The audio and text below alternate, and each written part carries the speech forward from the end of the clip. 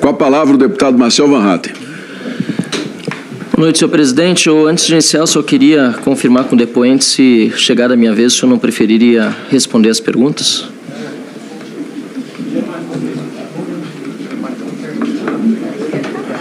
Tomo, então, a negativa do depoente, infelizmente, porque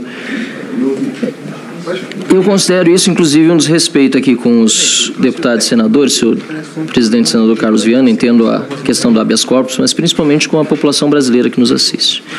E antes de seguir aqui com a minha inquirição, com base nos documentos, inclusive alguns dos que chegaram hoje, eu gostaria de congratular Vossa Excelência aqui por lembrar, principalmente aos colegas petistas, aos colegas do governo, que isso aqui é uma investigação séria e que não se deve ficar desviando o assunto como estão fazendo aqui hoje.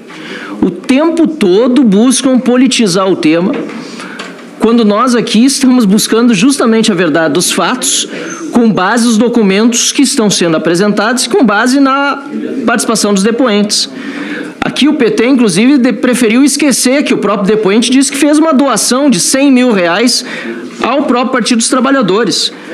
Aliás, quero o tempo todo mudar de assunto, mas na semana passada aqui, na minha opinião, depois eu fui confirmar, senhor presidente, o ministro CGU tinha que ter saído preso por falso testemunho, porque não alterou nenhuma publicação no site da CGU, que inicialmente dizia e continua, inclusive até lá, um relatório de planejamento de atos ao longo do ano de 2024 que não incluía os descontos associativos. O ministro mentiu aqui diante de todos. Mas, depois, ao final, quando o relator começou a perguntar sobre o sindicato do irmão do Lula, ele deixou claro que protegeu o sindicato do irmão do Lula. Ou seja, esse governo protege a roubalheira e aqui não quer investigar. Inclusive blinda investigados. Então aqui precisa ficar claro, senhor presidente, quem está querendo investigar e quem está o tempo todo tentando desviar dos verdadeiros... Senhor presidente, isso não vai dar para continuar. Não.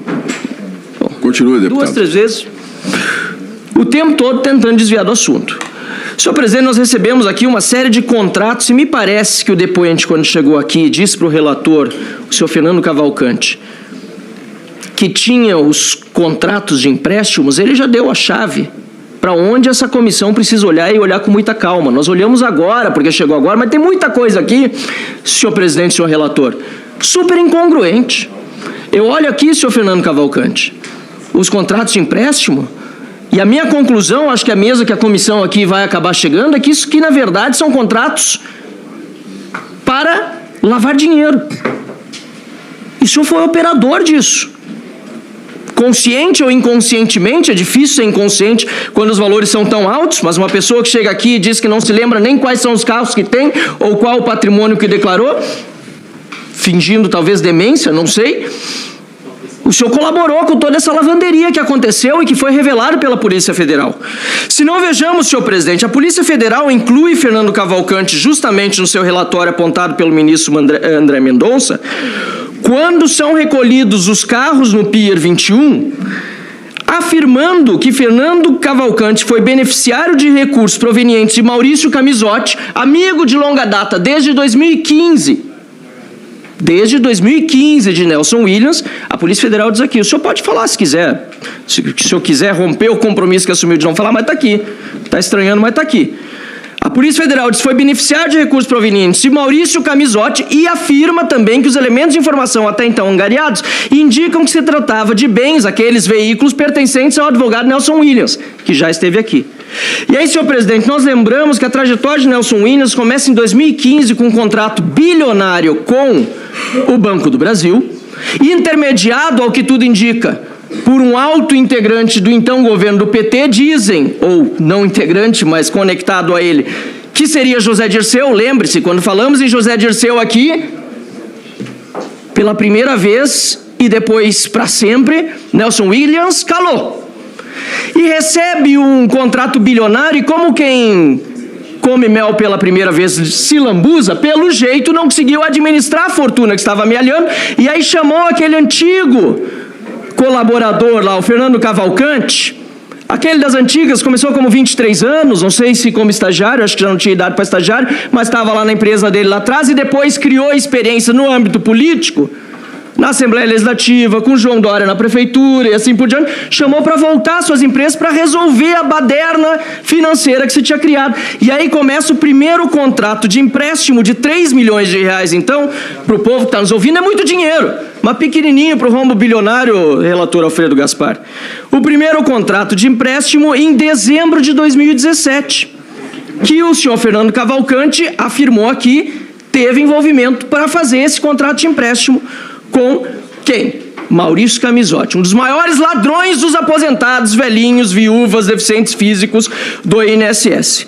Pois bem, aí ele continua, como disse aqui, organizando a empresa de Nelson Williams ou ajudando a fazer girar a máquina da lavanderia, até chegar ao dia 16 de novembro de 2020, senhor presidente, e depois aparece também no relatório da Polícia Federal essa informação, quando o senhor Nelson Williams promete 22 milhões de reais a Maurício Camizotti e mais 15 milhões de comissão, que aqui eu vou pedir à secretaria que solicite também os anexos, a menos que eles estejam em algum outro lugar desse documento que não deu para ver inteiro, mas não está na sequência, porque no anexo deve estar o tal do imóvel, que não aparece aqui nesse contrato de 16 de novembro. Peço um minuto a mais, senhor presidente, já foram opções? Não, por gentileza. Foram várias já.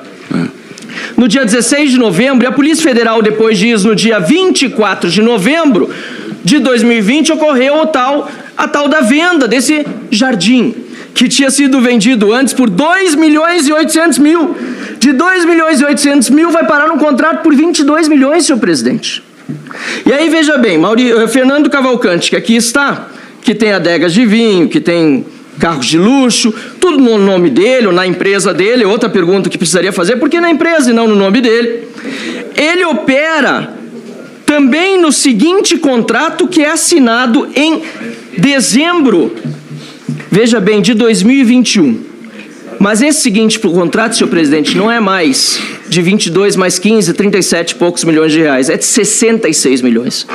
Acho que nem agiotas aumentam em um ano esse valor por um mesmo contrato. E aí eu queria que o Fernando Cavalcante respondesse, porque o objeto me parece, pela leitura superficial que eu pude fazer nesse período de tempo que nós tivemos aqui, é algo que só renova o contrato anterior de um ano antes. Mas o que acontece nesse meio tempo, senhor presidente? Neste meio tempo, onde é que está lá o gráfico? Esse aqui. Neste meio tempo, antes desse contrato de dezembro de 2021, em setembro de 2021, a AMBEC consegue a ACT, ou o ACT, o Acordo de Cooperação Técnica com o INSS.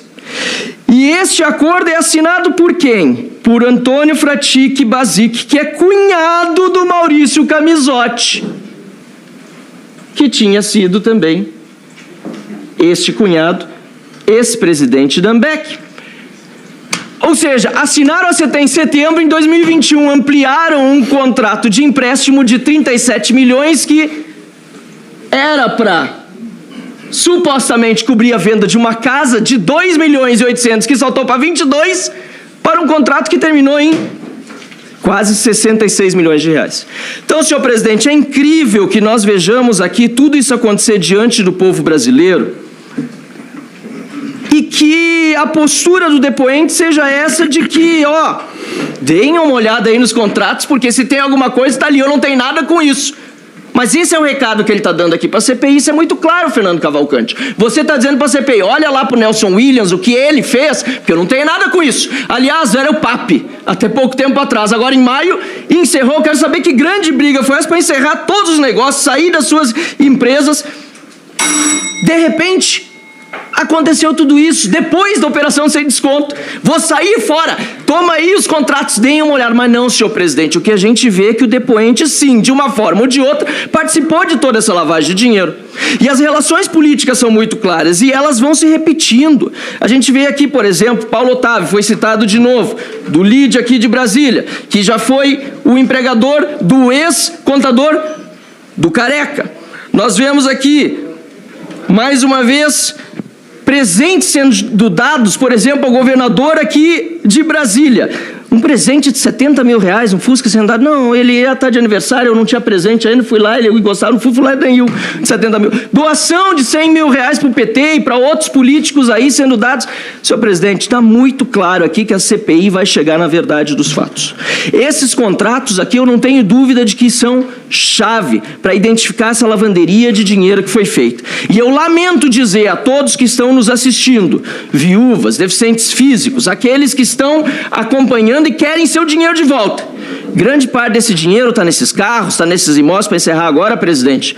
E, infelizmente, pelo visto, não serão recuperados por meio desses bens, porque nós estamos vendo uma grande tentativa de escamotear, se dependesse do trabalho do que foi feito antes dessa CPI. Pois não. Mas agora, com a luz que estamos jogando, senhor presidente, nós veremos que, por mais que o depoente diga que isso é da minha empresa, está no meu nome, etc e tal, é fruto, sim, de toda essa relação promíscua criada de empresas fantasmas que levaram a Nelson Williams, que levaram a Maurício Camisotti e também ao senhor Fernando Cavalcante. Muito obrigado, senhor. Obrigado, deputado Marcel Van Hatten.